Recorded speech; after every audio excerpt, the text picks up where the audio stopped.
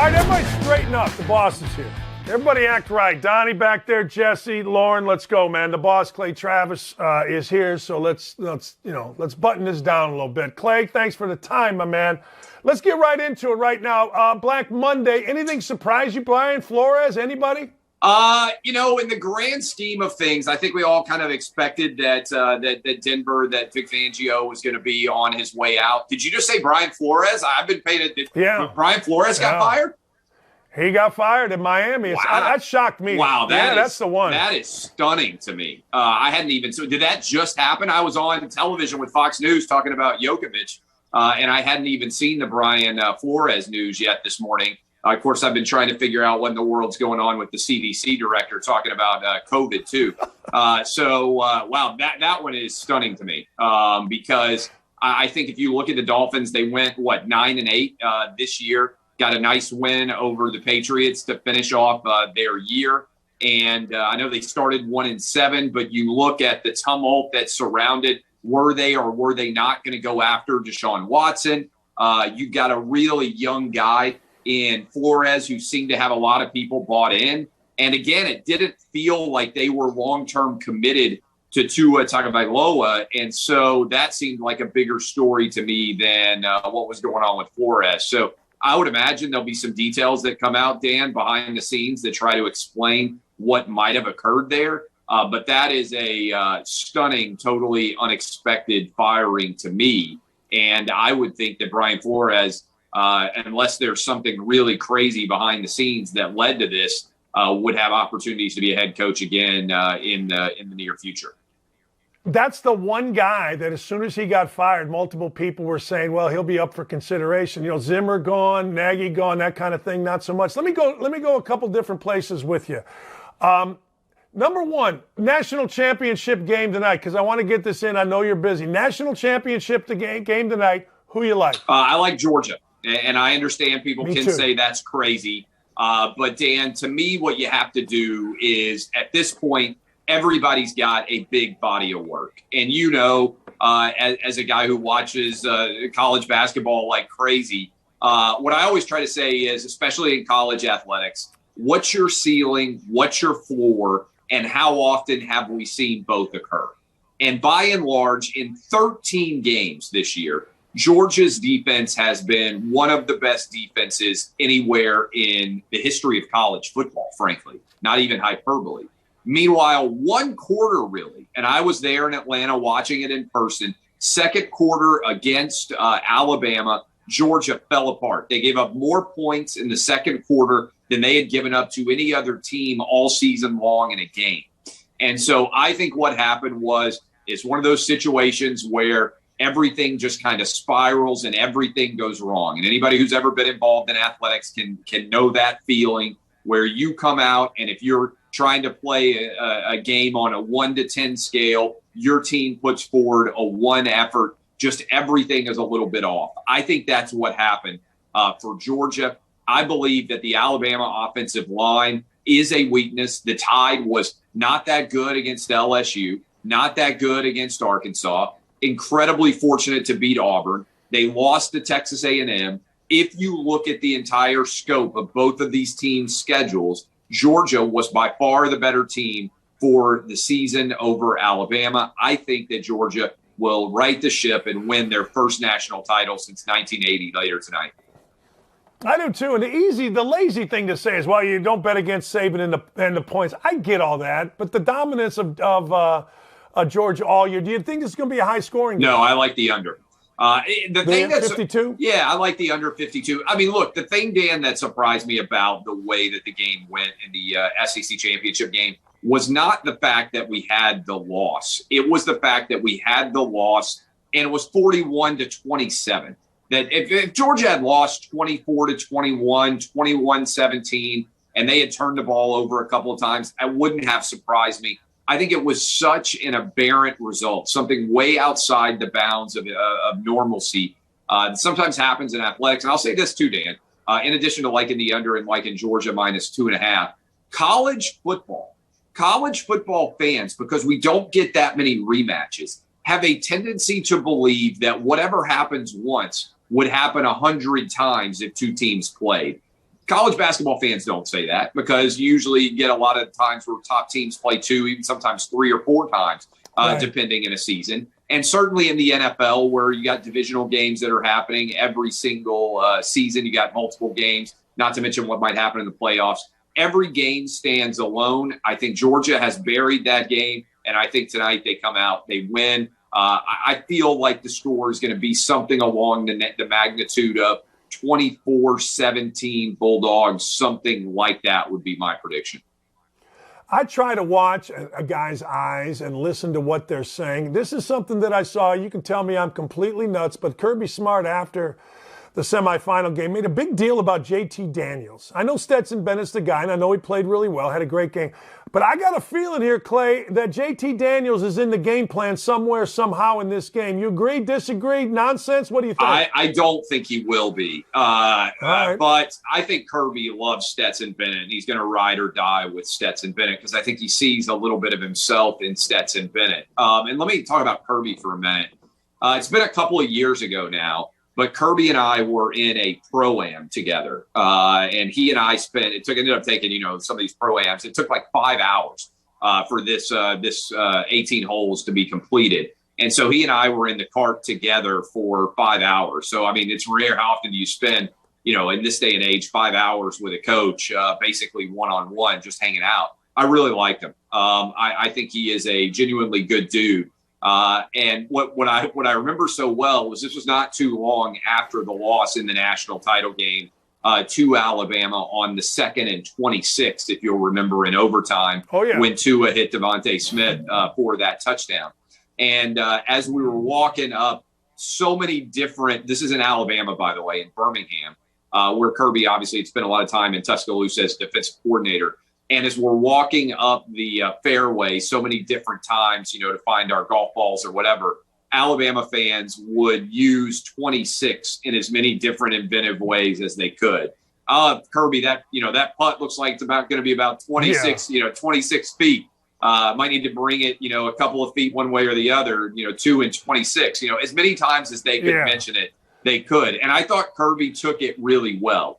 And Dan, you've probably seen this before. Sometimes you can take it pretty well when you know that it wasn't your only chance to ever win, right? I think Kirby knows that over time, you keep knocking on the door, you keep stacking up those top 5 recruiting classes. Sooner or later, I believe he has the confidence that he's going to get through there and vanquish the demons that have existed in Georgia since going all the way back to 1980. And by the way, if I'm right, and if Georgia is able to get it done, I mean, what a heck of a season for a lot of people in the Atlanta area. Atlanta Braves win their first World Series since 1995, and Georgia with a chance to win their first national title since 1980. That's about as good of a 3 or 4 months as you could have in an Atlanta area sports fandom, given how tortured that fan base has been over the years.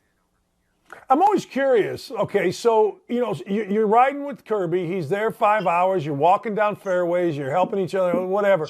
What about him did you see that makes him a successful coach? What, internally, his personality, what do he have? Well, there are a couple of things that I thought were interesting. One, as we were driving around, he was driving the car and I was riding beside him. There are people on the golf course who are there to watch. And a couple of different times he yanked the golf course, took it all the way into the different houses. And he's like, oh, this guy is a big time high school football coach in the Atlanta area or in the Birmingham area. I got to make sure I go up and say hi to him. I mean, he's always got great players, really good dude. Come up here. We're going to go meet him. Right. And just that cognizance. Hey, it's almost a politician in nature. And I think a lot of times people forget that when you're the head football coach, there's a lot more that goes into it than football. There's a large political realm. It's like being the governor. It's like being a senator. You've got to maintain relationships with a lot of people that have nothing to do with on the field football results. I was impressed by that. And then just the system to constantly be, I think the weirdest thing about coaching in college football or college basketball for that nature is you got fully grown men who pretty much have to communicate with 15, 16, 17-year-old boys all the time. And how do they communicate? They communicate texting, right? And so it's just it's a different kind of job than when, say, you're in the NFL and you got grown men and you can say, hey, if you fail here, it's on you. You're a professional. Well, I mean, anybody who's ever tried to steward young kids, I mean, I know they're technically adults, but anybody who's ever been an 18 or 19-year-old or 20-year-old kid growing up, I mean, you may be technically an adult, but you still do a lot of really dumb things. And so it's an ability to connect with those kids in a way that's different than Saban. I think Saban is, listen to me now, I'm grandpa, I can tell you what you need to do. And that has a lot of effect and a lot of influence. And I think that's important for a lot of kids. But I think Kirby is more likely to be aware of what they're going through in a way that frankly, I don't think Saban necessarily is. Let me go to the game tonight. Mechie out. Big deal or no? I think it's a big deal. Look, I mean, Alabama, I don't think needed to make a lot of big-time plays at the wide receiver position against Cincinnati. They really leaned on the running game and just dominated physically. I do believe if you look at the game against Alabama the first time Georgia played is 10-0, and we're kind of getting the game that I expected to see: low scoring, not a lot of offensive pyrotechnics. And then what happens? Bryce Young hits Jamison Williams on a crossing pattern, and he goes to the house from like 65 or 55 or whatever the heck it was. Big time play, touchdown, 10-7. Everything changes in that instant.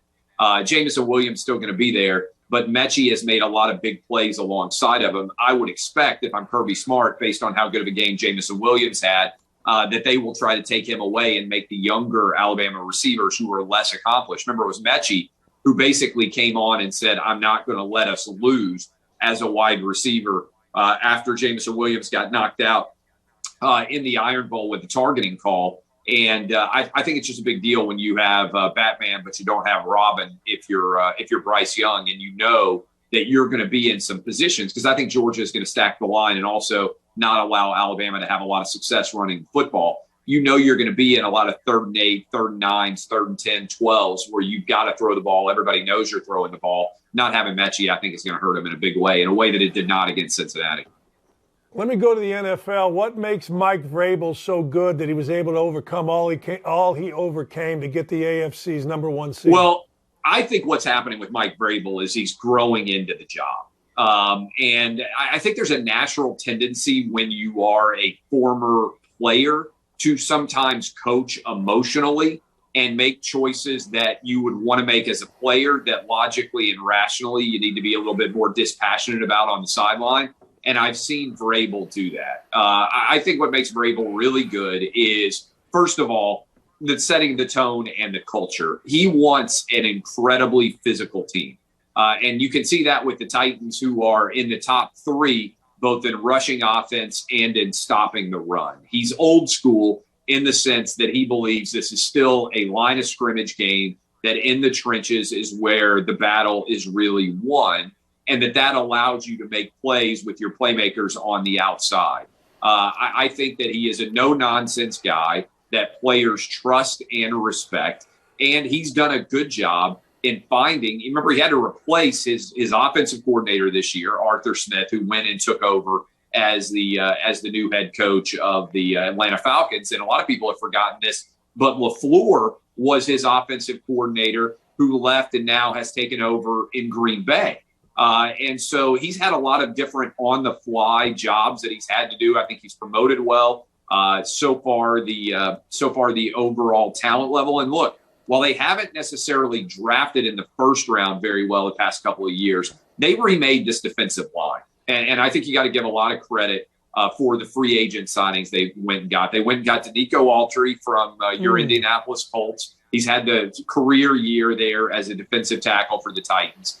They also went and got Bud Dupree, who is rounding into shape. And the reason why they did that, Dan, is because the Titans last year couldn't get pressure on anybody. And now if you look at the Titans front 4, Danico Autry, Harold Landry, Jeffrey Simmons, and Bud Dupree, it's a front 4 that is somewhat similar to what we saw in terms of being able to get pressure on the front 4 like the Bucs did against the Chiefs. Because if you look at the AFC, I think VRABEL knows effectively the AFC title runs through being able to beat Patrick Mahomes. And so I think Tennessee has built a defense that they feel as if can beat Patrick Mahomes. And so now, obviously, you win one game. We'll wait and see who it is. It's going to be either the Bengals, either the Raiders, the Patriots. One of those three, probably, right? That you're going to end up going head to head, or the Steelers, depending on how that goes. You're the one seed. You're going to play the lowest seed because they reseed in the NFL. You win one game. You beat one of those teams, one of those four that I just named, and you're in the AFC Championship game at home.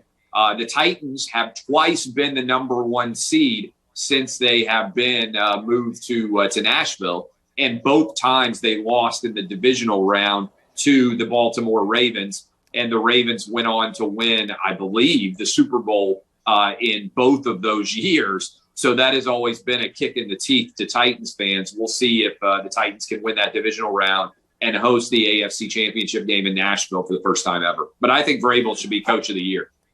I do too. I don't think anybody's close. I got to go to something last night. I don't know your take on this, but I thought that Staley made a huge error calling a timeout. I thought the Raiders were going to run out the clock. Yeah, I agree with you. Did you? I agree with you. Do you? This is like one of those things, if you've ever been out on a date and everything's going perfect, and then you just do something and it throws things a little bit out of whack. It's kind of the way that trust me, I've been there before. But it's a great night, everything's going perfectly, and then you just throw something in there that didn't need to happen, and it just spirals from there, and things go out of whack. And that's what I felt like that timeout was, because I think the Raiders, I know they were in the shotgun there, but I think they were likely to be running shotgun draw. I don't think they were going to throw the ball because I don't think they wanted to risk throwing an interception, right? So they're going to run the shotgun with Josh Jacobs draw. That seems readily apparent to me. Clock is running. If you don't call that timeout and you stop the shotgun draw, which you should do, then I think they go ahead and just let the clock run out. I don't think anybody would have called it. The Chargers and the Raiders would have both been into the playoffs. Now, there is another line of thinking, which is if the Raiders had tied, they would have been going on the road against their division rival, the Kansas City Chiefs, in Kansas City at Arrowhead.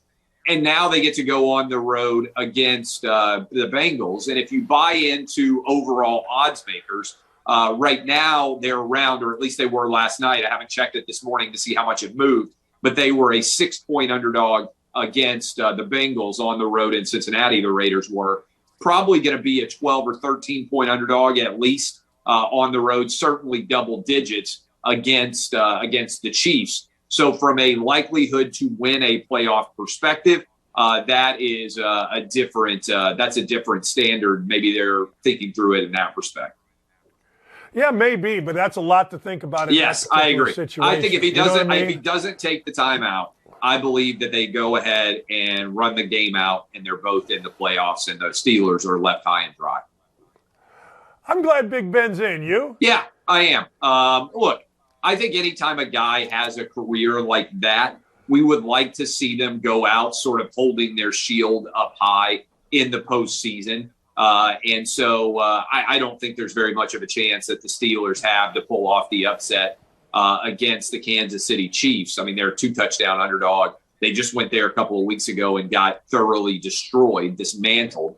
But I would rather see a guy go out in a big game scenario where the whole nation is able to watch. I mean, having said that, Roethlisberger with an incredible win on the road against the Ravens. And look, I don't think there's any doubt in that game against the Chiefs. The Steelers have to figure out a way to drag it down into the mud and try to keep that high-flying Chiefs offense from having a lot of success. I don't think they will, but they need to win that game 20-17, something like that, because I don't think there's much big play potential in this Steeler offense.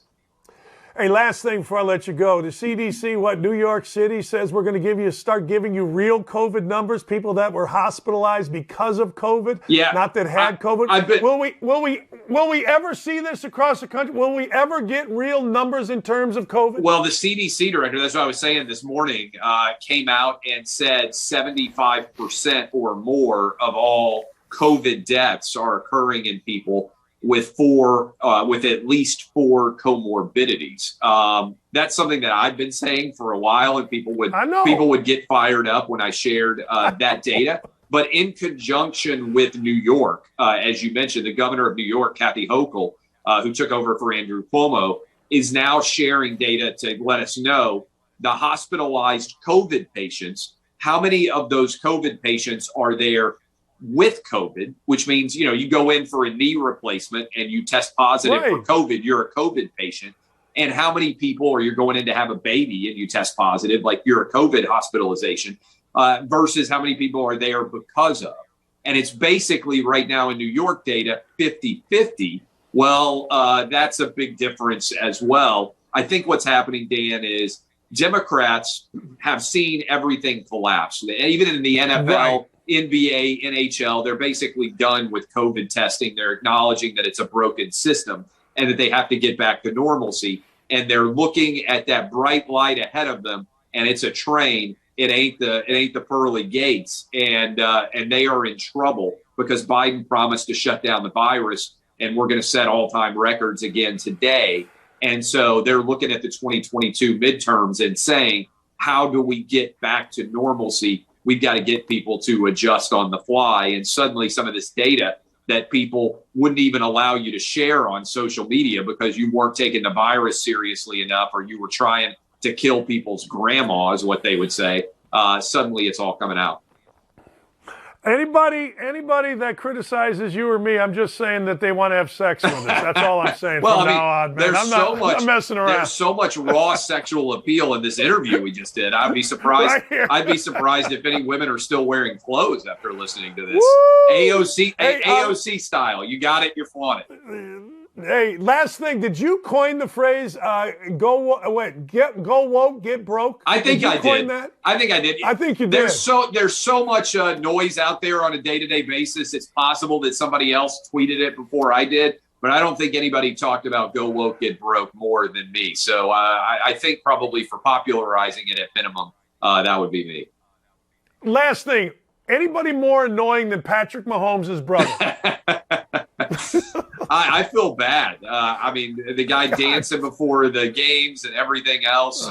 It is next level. I mean, I'm not on TikTok. I'm getting too old for it. I'm sure my kids will be, yeah, but I hope that I never start doing things to try to appeal in 10-second increments. Although my wife might say I'm already doing that. Bada bing. Appreciate you, Clay. Thanks, all right, man. I appreciate you all. Thanks a lot.